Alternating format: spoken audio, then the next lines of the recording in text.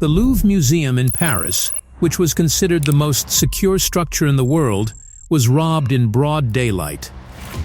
What we used to see in Hollywood movies can actually happen in real life as well. On the morning of October 19, 2025, the Louvre Museum opens for the public as per routine. Guards were at their positions, and tourists from around the world entered the museum. By the morning, 30 minutes had passed since the museum opened. Suddenly, on the other side of the museum facing the river, an unusual movement takes place. A truck usually used to lift furniture to higher floors arrives and stops near the museum wall. This truck had a mechanical lift attached to it. But this truck had not come to lift any furniture.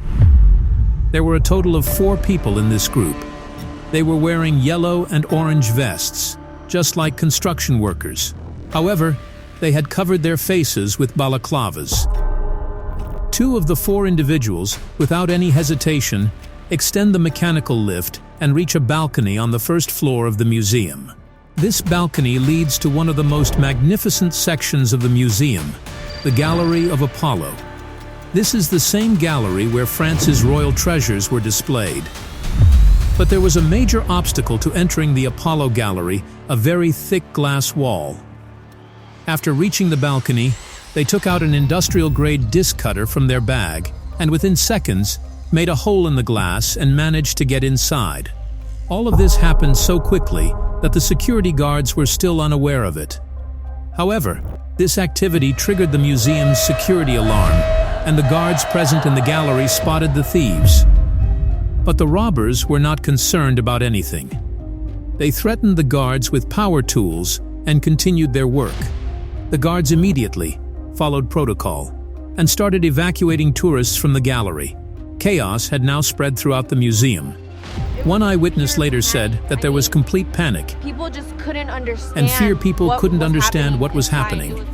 While the police and staff members were busy helping frightened visitors exit the museum, the 2 thieves calmly smashed the glass of the display cases in the gallery, took 9 valuable treasures, and then exited through the same cut opening in the glass, returning to the balcony. Below, their 2 participants were already waiting for them on scooters.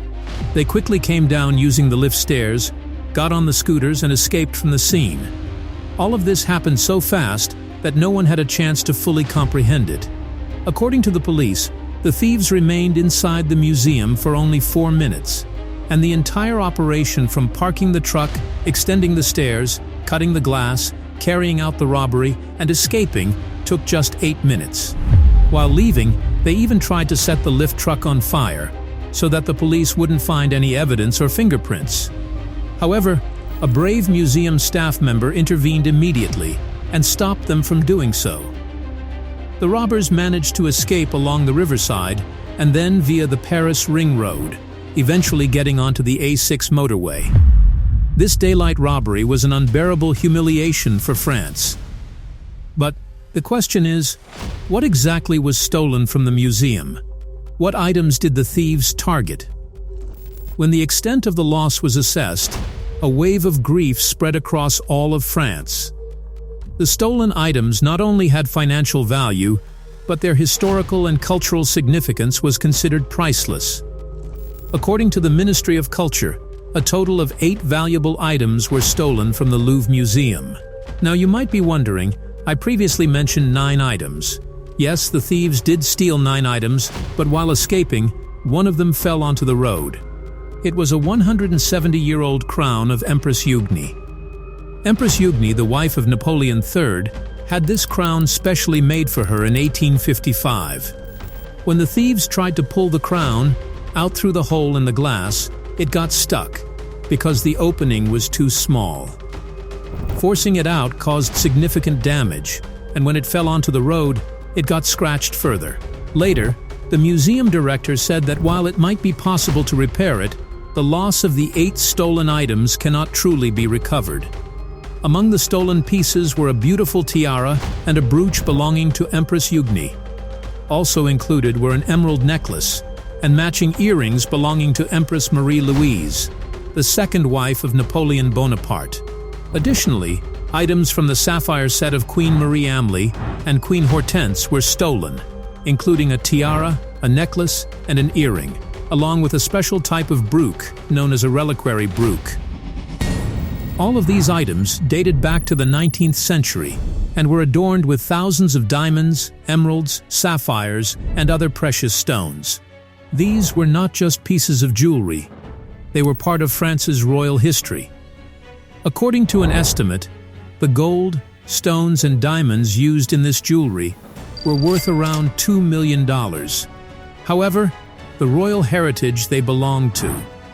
And considering that, even $102 million or even $1 billion would not be enough to compensate for it. That is why it is called priceless. Surprisingly, the thieves didn't even touch the most valuable items present in the gallery. For example, the famous Regent diamond, which alone is worth millions of euros, around 60 million. In addition, the Sancy and Hortensia diamonds were also kept there. However, the thieves ignored them. Because of this, it is believed that they may have been acting on a specific order and knew exactly what they were supposed to steal. The Paris prosecutor's office stated that this loss is not just financial, it is a loss to France's history. But this raises an important question. In the world's most famous museum, which is visited by millions every year, where did the security fail despite such high measures? When the investigation began, several shocking revelations came to light.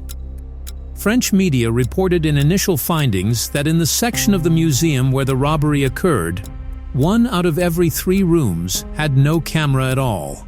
Yes, in the world's largest museum, the camera coverage was not complete. Moreover, the external cameras installed did not fully cover the balcony from where the thieves cut the glass and entered. There was also a localized alarm system installed on that balcony, but it had malfunctioned a few days earlier. If that alarm had been working, security would have been alerted immediately about the thieves entering from the balcony. The museum director admitted this security failure immediately. After the robbery, while accepting responsibility, she even submitted her resignation to the Ministry of Culture. However, her resignation was not accepted. This robbery has raised serious questions about the security of France's museums. It is also worth mentioning that this was not the first such incident. Back in 1911, the Mona Lisa painting was also stolen from the same museum. An employee of the museum had stolen Leonardo da Vinci's famous painting, the Mona Lisa.